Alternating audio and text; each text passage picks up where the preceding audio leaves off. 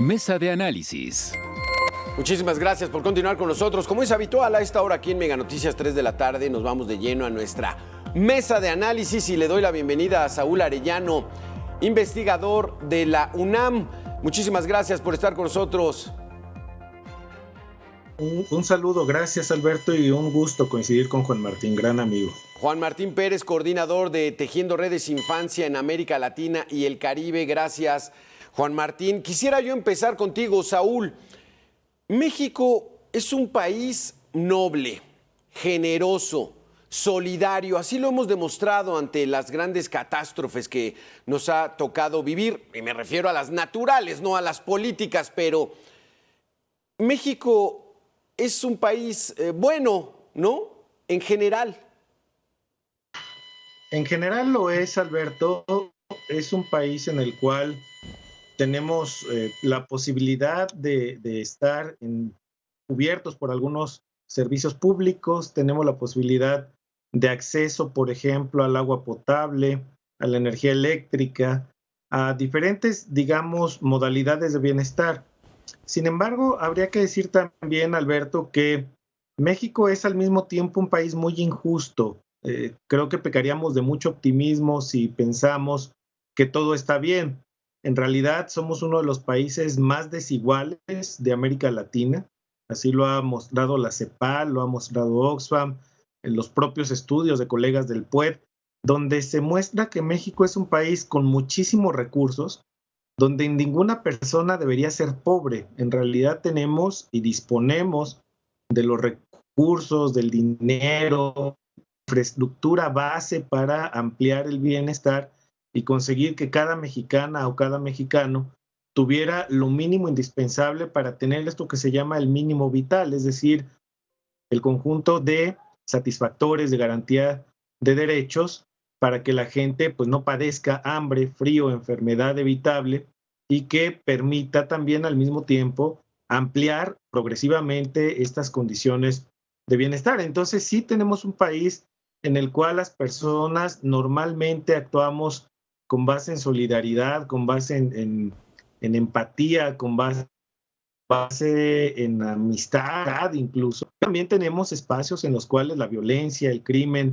la maldad radical, hay que decirlo así, en el caso de los infanticidios, los feminicidios, también está presente. Es un país de claroscuros, muy generoso en términos de sus capacidades, en términos de actuación y respuesta en momentos de crisis, pero estructuralmente muy desigual y con condiciones que resultan francamente, pues para mí inaceptables, de niñas y niños que tienen hambre, de niñas y niños que son objeto de la violencia, niñas y niños que viven el abandono social, que son, digamos, dejados a su suerte en situación de calle. Y lo comentábamos antes de entrar al aire, ¿no? En realidad la pandemia nos ha mostrado que tener salud es una de las cuestiones fundamentales para las personas, sus familias, y eso no lo estamos logrando para todas y todos. Entonces tenemos este país, yo insistiría, de claroscuros, profundamente desigual, profundamente injusto en muchos sectores, muy generoso en otro y en otros ámbitos en los cuales, insisto, pues tenemos lo mejor que hay en el mundo, ¿no? Cultura, espacios de recreación, museos, etcétera, pero otra vez hay que hacerlos accesibles a todas y a todos. Juan Martín, ¿cómo ves tú esa situación? O sea, la realidad es avasalladora. Nos enfrentamos a esos claroscuros, pero ¿qué dirías tú? ¿Estamos más del lado de los claros o más del lado oscuro? Pues creo que nos ha ganado el lado oscuro. Tristemente, los indicadores, los datos nos dan cuenta del deterioro que está teniendo la población. Ya el Coneval ha estado mostrando cómo la pobreza se ha incrementado, pero lamentablemente, tal y como lo apuntas, Saúl, esto se ha focalizado en los de siempre, precisamente en las personas más pobres. Actualmente el 52% de las familias en México y de todas y todos vivimos en una condición de pobreza, pero cuando estamos hablando de pobreza extrema, el rostro es de niños y niñas. Y esto se traduce en 9 de cada 10 niños y niñas, por ejemplo, indígenas, que por solo haber nacido en un código postal de un pueblo originario ya van a vivir pobreza extrema y al menos una vez al día no van a tener para comer. Es decir, esta famosa cena de Navidad no la van a tener miles de niños y cientos de miles de niños y niñas en México. Sin embargo, me gustaría complementar también lo que planteaba mi querido Saúl. Creo que hay que destacar las grandes redes de solidaridad que tienen las comunidades en los territorios para afrontar estas condiciones de desigualdad. Es decir, la economía local, la economía informal, donde está la mitad de la población mexicana, es precisamente la expresión de cómo las dinámicas comunitarias, los vínculos familiares, están de alguna manera tratando de soportar esta ausencia de Estado, estas decisiones de política económica que van vaciándole literalmente la riqueza y el bienestar y la salud a las personas más pobres que siguen trabajando y que, como lo vimos en la pandemia, Alberto, Saúl, quienes murieron, 8 de cada 10 de las personas que murieron eran del comercio informal, personas que no podían quedarse en casa porque tenían que trabajar para comer al día, y aquellos que no tenían una cobertura de salud que, como ya sabemos, se ha desmantelado desde 2018. Incluso el propio Coneval muestra un incremento preocupante de las personas que, pese al avance ya un poco en papel, pero que se tenía en la cobertura de salud para la población, se perdió. Y por eso es que la pandemia tuvo un efecto tan pernicioso que competimos terriblemente con Perú y Brasil en esta América Latina. Saúl, ¿qué podemos establecer como país si pudiéramos dividir a la sociedad y a nuestra clase política? Y no sé si coincidas conmigo, pero es responsabilidad de la clase política la que no ha podido dar ese beneficio general. Sin duda, Alberto, yo creo que de hecho habría que decir que es la que no ha querido, no solo no apoyamos una clase política, a mi juicio, mezquina, egoísta, que no ha querido llevar a cabo las reformas relevantes para este país. Pensemos en la reforma fiscal, Alberto, no sé si coincida conmigo Juan Martín, pero a México le urge una profunda reforma fiscal que sea progresiva, es decir, que paguen más quienes generan más y producen más, quienes tienen más, y en ese sentido tener mayor, digamos, disponibilidad de recursos fiscales para que el Estado resuelva la anemia de recursos en la que él mismo se ha metido y que pueda disponer ahora sí de lo que se requiere para garantizar los derechos humanos, sobre todo de los más vulnerables. La clase política no lo ha hecho y no lo ha querido hacer por una razón fundamental. Cuando se alteran las relaciones de la desigualdad, en realidad lo que estás haciendo es alterar las relaciones del poder.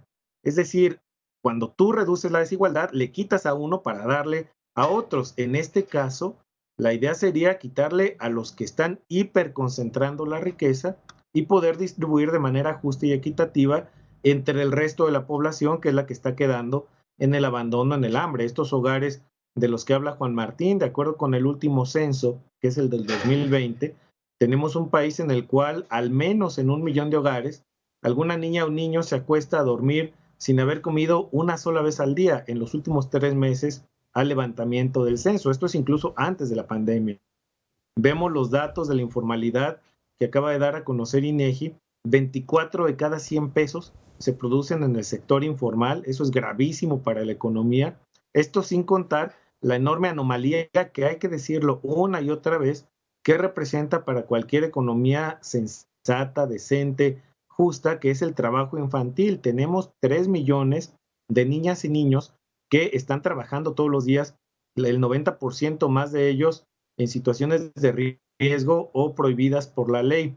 Tenemos además otros indicadores que son de alarma y que evidentemente muestran esto, lo que yo estoy hablando, de la incapacidad, la no, digamos, voluntad de la clase política para llevar a cabo las reformas que se requieren, porque bueno, esto implicaría alentar más igualdad y por el otro lado, desde luego, como contraparte, quitarle poder a los que tienen tanto poder concentrado, sobre todo poder económico. Cuando vemos los ingresos de las familias y la clase trabajadora del país, se ha reducido enormemente el porcentaje de quienes, por ejemplo, ganan 5 salarios mínimos o más. El último dato del INEGI nos dice que solamente 1.6% de toda la población económicamente activa está registrada con 5 salarios mínimos o más. En el lado contrario, tenemos a más del 37% que o no reciben ingresos o reciben ingresos de hasta apenas un salario mínimo al día. La política que ha tenido este gobierno de pegar el valor del salario mínimo ha ayudado un poco a paliar esta situación que, aunque hay que decirlo también, debido a los niveles altísimos de inflación que hemos tenido en los últimos años, pues esto se ha erosionado de manera muy acelerada y no alcanza, desde luego, para paliar las necesidades que tenemos. Entonces, no podemos tener una economía con 37% de la población que trabaja con estos niveles de ingreso y solamente 1.5%, insisto, con 5 salarios mínimos o más. Ese es el gran quiebre y hay que modificarlo, pero para eso necesitamos una clase política diferente. Porque la clase política busca el poder, pues ya lo tienen, pues ya que se pongan a trabajar, ¿no, Juan Martín? ¿Qué es porcentaje de la población en México vive en pobreza extrema y por qué se califican de pobreza extrema? Esto lo desarrolla el Coneval, que por mandato de la Ley de Desarrollo es la institución del Estado mexicano que hace estas evaluaciones. La última disponible, como ya lo explicaba Saúl, es la de 2020. Y tenemos que recordar que de esta mitad de la población en algún tipo de pobreza, la pobreza extrema está diferenciada, Alberto. Solamente hay que ubicar que Coneval hace una distinción entre pobreza urbana, pobreza rural, y trata también de manera muy específica a los pueblos originarios o pueblos indígenas, como lo comentábamos, donde ahí incluso si vemos nosotros el mapa mexicano, el rezago histórico ya de una discriminación estructural en términos de ingreso y dónde se acumula la pobreza extrema es en los estados del sur, Chiapas, Oaxaca, Veracruz, y es así supermarcado. Obviamente todos los estados del sur. Cuando estamos hablando de quienes tienen digamos, cubiertas, dice Coneval, la mayor parte de sus necesidades o una vida digna, vamos a llamarlo coloquialmente, solo el 23% de la población. Esto está también ya confirmado por UNICEF en otros estudios, que ha señalado que solo el 20% de los niños y niñas en México tienen todos sus derechos, en este caso de alimentación, salud, algo que tiene que ver con su desarrollo garantizado. Y me sumo a esta reflexión que hacía Saúl Alberto respecto a la decisión política del poder de mantener en pobreza a la población. Y tenemos tres elementos muy concretos. La pobreza es redituable para el modelo electoral que tenemos en nuestro país, y diría América Latina, pero específicamente en México.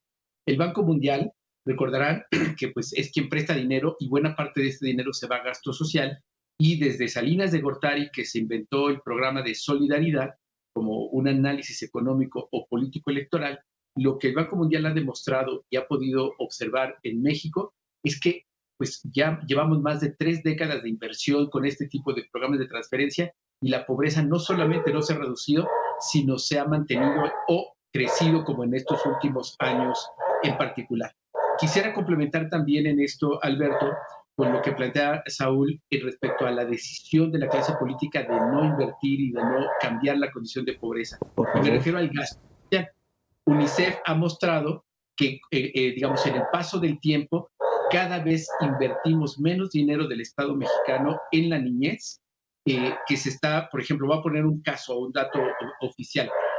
Se ha incrementado el gasto social en general, estos programas de transferencia, pero se ha reducido el de niños, niñas y adolescentes. De 2018, que representaba el 26% del gasto social, bajó al 18%. Esto, más allá de los porcentajes o números, se refieren a programas específicos, a las afectaciones que tienen en la vida de niños y niñas. Y cierro el comentario con una traducción concreta.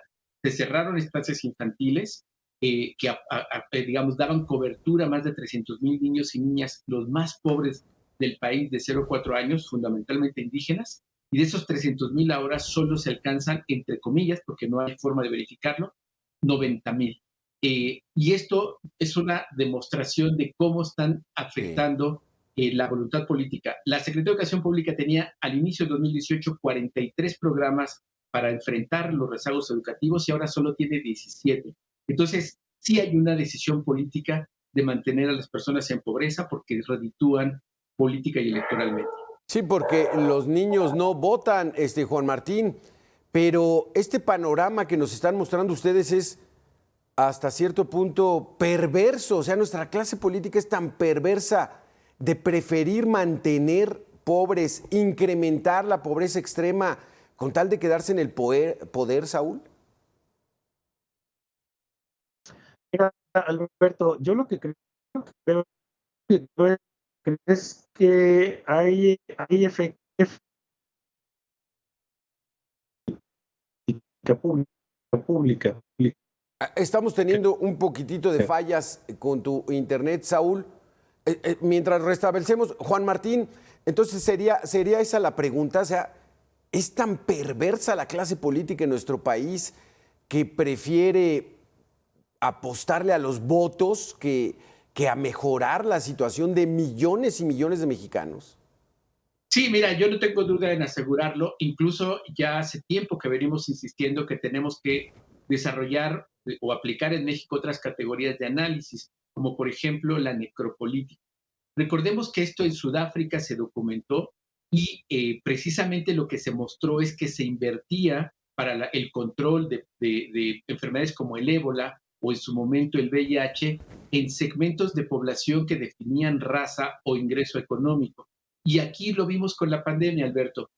Nuevamente, dónde se invirtió el dinero y todo el rezago que tuvimos y la cantidad de muertes o de exceso de mortalidad porque no se quiso invertir a tiempo en todo, o sea, desde los cubrebocas, las vacunas, y quizás regresando al tema de la infancia, ya prácticamente han declarado terminada el COVID como pandemia, sigue como virus, pero como pandemia, y aún los niños y niñas en México siguen sin vacunarse, cuando otros países, incluso más pobres en América Latina, como no sé, quiero poner el tercero más pobre, que es Bolivia, ha vacunado prioritariamente a sus niños y niñas. Y acá, por no invertir dinero, se está prefiriendo la afectación a su desarrollo, a su cuerpo, porque no sabemos el efecto del COVID que va a tener en su cuerpo. No, sabemos que no es letal necesariamente con niños y niñas, pero esto no significa que no les va a afectar, digamos, el cerebro,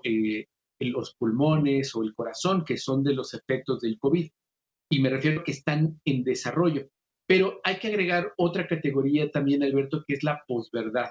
Es decir, hay una negación de la realidad, de la evidencia, de la propia ley, para hacer un manejo emocional y político y hacer, frente a la evidencia, la negativa con la frase famosa "yo tengo otros datos". Y hablamos de este personaje, pero en realidad es toda la clase política. Y termino el comentario, Alberto, diciendo que sin importar el color del partido político, sin importar la trayectoria, políticos viejos o jóvenes que se acercan a la política, coinciden todos y todas en este código perverso de que les interesa el poder, de que hacen alianzas, acuerdos desde el poder, y ese poder está sustentado en mantener a la mayor parte de la población sin derechos de participación, sin escucha y sobre todo en pobreza. Tiempo de dar, tiempo de compartir, no está en nuestra clase política y pues el panorama es sombrío. Saúl Arellano, investigador del Programa Universitario de Estudios de Desarrollo, el PUED de la UNAM, gracias por estar con nosotros. Juan Martín Pérez, coordinador de Tejiendo Redes Infancia en América Latina y el Caribe, gracias. Que pasen buena Navidad, que el próximo año sea mejor para ustedes y para México. Y que, pues bueno, la esperanza de tener un mejor país, eso es lo que nos mueve todos los días. Gracias. Gracias. Felicidades a ambos y a tu público también. Gracias. Gracias. Igualmente, gracias. Hasta ahí la situación. Tiempo de dar, de compartir. La sociedad civil actúa muy bien. Quizá le falta más organización para hacerlo, pero la responsabilidad está en otros. ¿Cuándo van a dar ese tiempo de dar y compartir para el bien común? Para que México es un gran país, pero seamos todavía mejores. Con esto y mucho más regresamos aquí en Mega Noticias 3 de la tarde en 2 minutos.